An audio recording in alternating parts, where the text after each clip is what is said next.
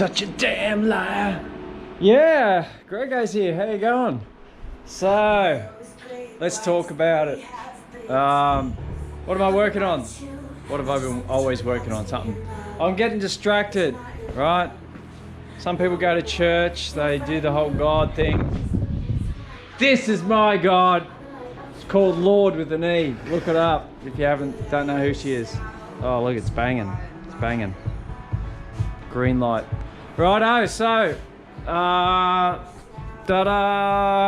Kiek. Oh, it's bloody sweaty today. Most of you, if you've been following me, the Facebook page for like 3 years, you'll know about this car a bit. We've had it quite a while.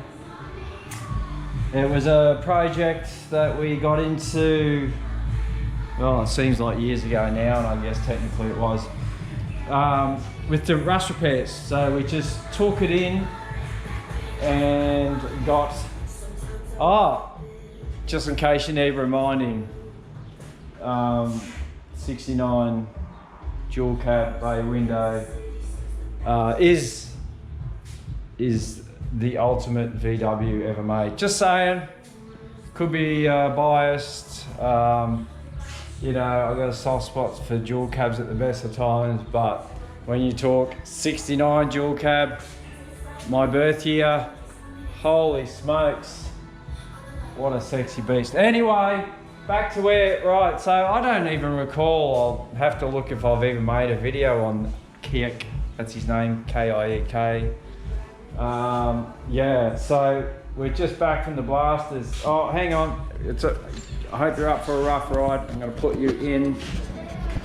I was hand holding it and I don't think I've wrecked it. Hang on. Right, back in the case, look at that. Now you can see more of me. That's the last thing you want to see. So yeah, so what have we discovered? Oh, look, let's get back to the story. So we did the rust repairs. You can see we've, and a lot of it hasn't been dressed or finished in any way.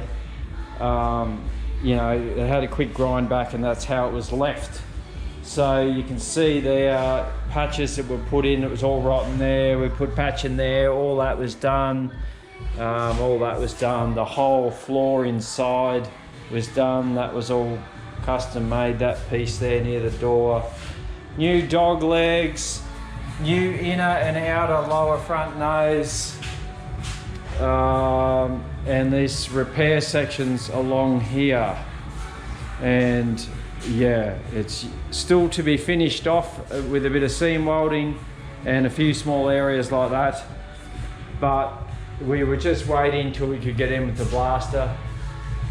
Yeah, so Dave down at Lock Your Blast in there in Gatton, bloody does an awesome job, but you just got to be patient and wait. So I managed to get Kiek in.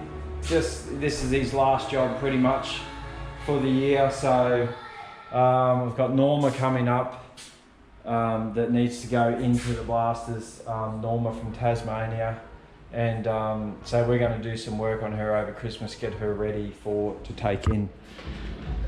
But yes, as you can tell, blasting reveals all, so we've still got a little bit more rust repairs to do.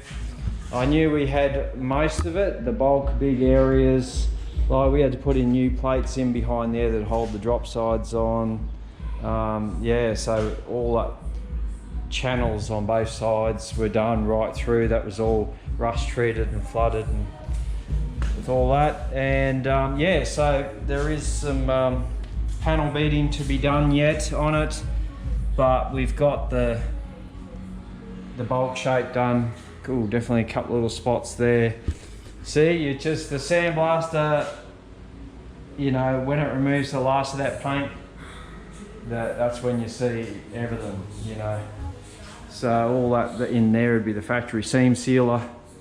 Yeah, so it's sort of held up well for 51 years. So that's the old aerial. A couple of holes here and there might have been added to over time, but overall it's pretty good.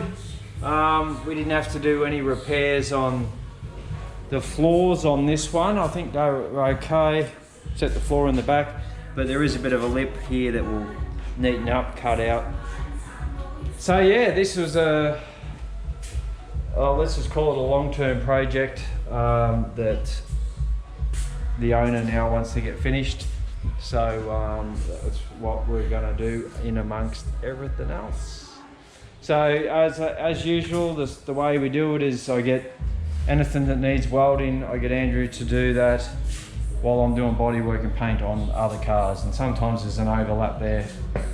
We help each other out. You know, as is the case with that, I've had Andrew buffing the Commodore. That's looking mint.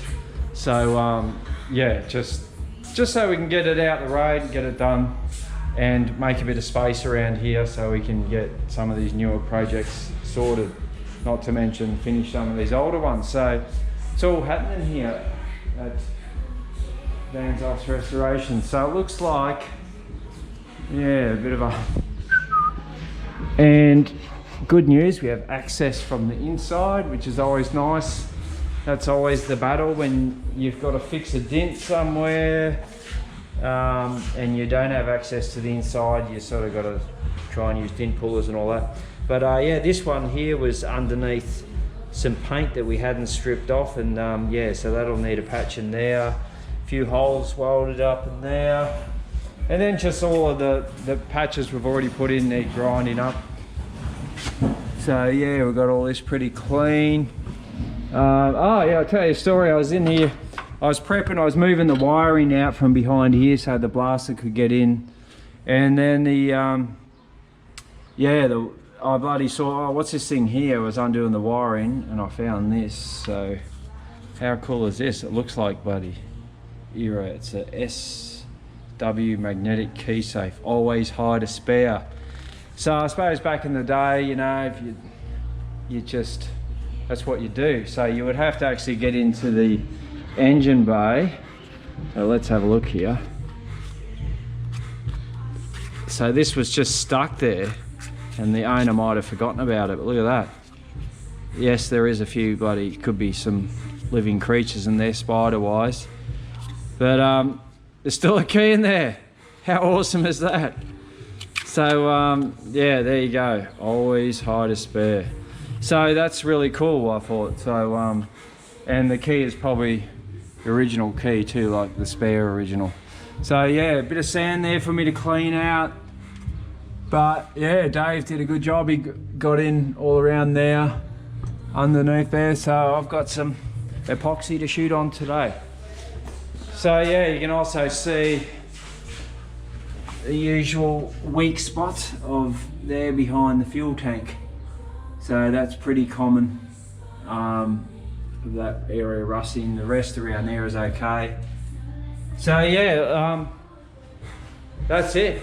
So, you know, I guess in a way Andrew's done 90% of the welding on this, but now that it's all exposed, we can see the last of what's got to be done. So now is the time to get some epoxy on there. I'll give it a scuff over and clean it. Oh, it takes about a good hour of air blasting and vacuum cleaner combination to get it all cleaned up. So that's what I'm about to do now, and I'll see you when I see ya.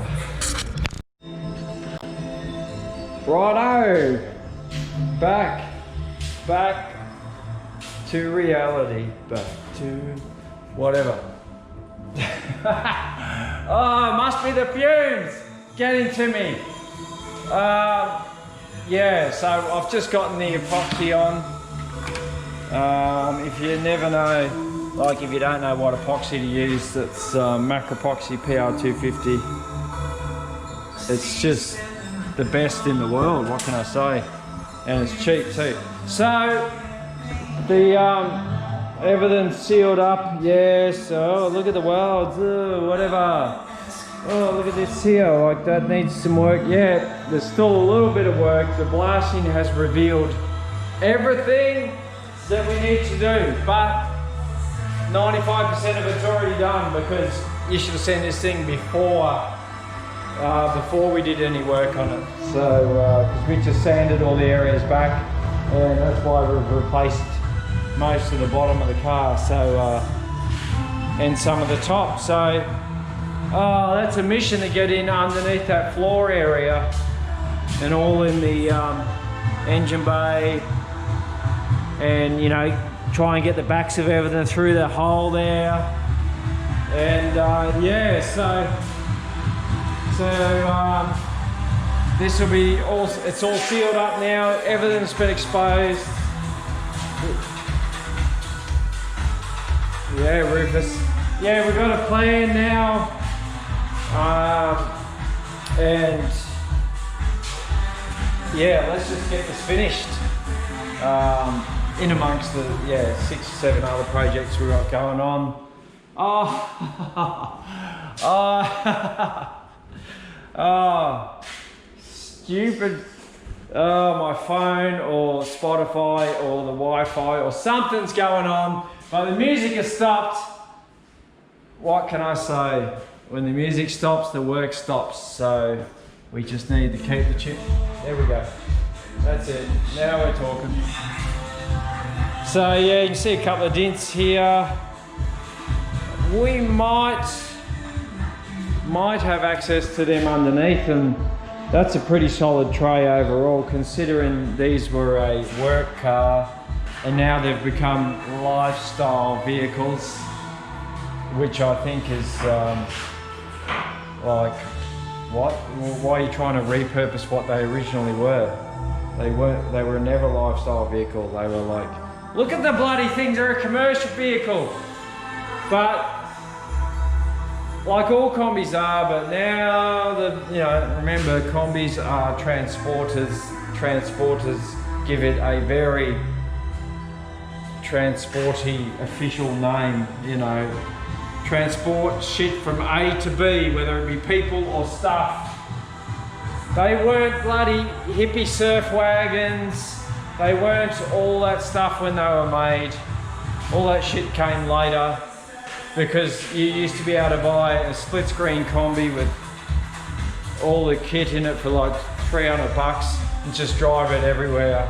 And you know, you could drive him everywhere, up the beach, bloody just cruise up and down the countryside, around the world, whatever, because they were cheap and easy to fix.